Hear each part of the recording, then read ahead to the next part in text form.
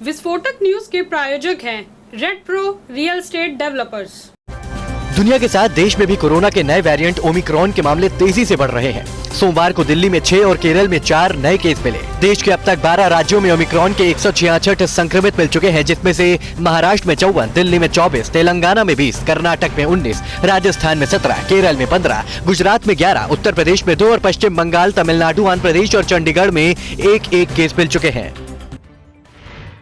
केंद्रीय स्वास्थ्य मंत्री मनसुख मांडविया ने ओमिक्रॉन के बढ़ते खतरे को लेकर राज्यसभा में कल कहा कि वैक्सीन से लेकर अस्पतालों में ऑक्सीजन और तमाम जरूरी दवाइयों की सप्लाई और स्टॉक शुरू कर दी गई है। राज्य और केंद्र शासित प्रदेशों को वैक्सीन की 145 करोड़ 61 लाख से ज्यादा डोज मुहैया कराई जा चुकी है। इस बीच गुजरात के 8 बड़े शहरों में रात 1 बजे से सुबह 5 बजे तक का रात का कर्फ्यू 31 दिसंबर तक बढ़ा दिया गया है। दुनिया में ओमिक्रॉन के बढ़ते खतरे को लेकर विश्व स्वास्थ्य संगठन के महानिदेशक टेड्रोस एडहेनोम ने क्रिसमस के मौके पर होने वाले सभी कार्यक्रमों को रद्द करने की सिफारिश की है। इस बीच महामारी के मशहूर अमेरिकी एक्सपर्ट डॉक्टर एंथनी फाउची ने अमेरिकी नागरिकों को तुरंत बूस्टर डोज लेने की सलाह दी है। उन्होंने चेतावनी दी है कि आने वाले दिनों में हालात और ज्यादा खराब हो सकते हैं।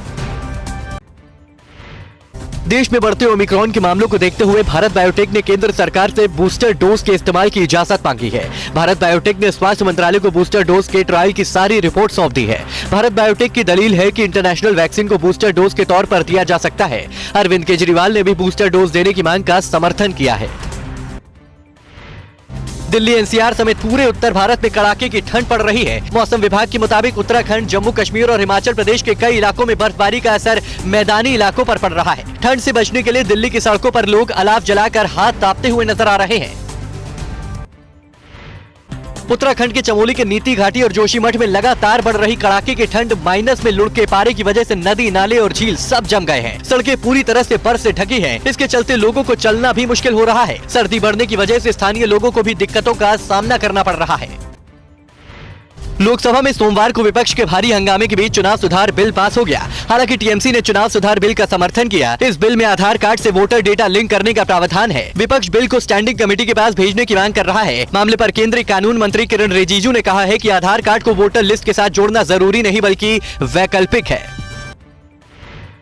दिल्ली में ईडी ने सोमवार को पनामा पेपर लीक केस में एक्ट्रेस ऐश्वर्या राय बच्चन से करीब 6 घंटे तक सवाल किए। पूछताछ के बाद ऐश्वर्या राय दफ्तर से बाहर निकली और कार में बैठकर रवाना हो गई। उधर अपनी बहू ऐश्वर्या से पूछताछ के बीच राज्यसभा में 12 सांसदों के निलंबन के मुद्दे पर भड़की सांसद जया बच्चन ने बीजेपी को श्राप देते हुए कहा कि बीजेपी के बुरे दिन आने वाले हैं।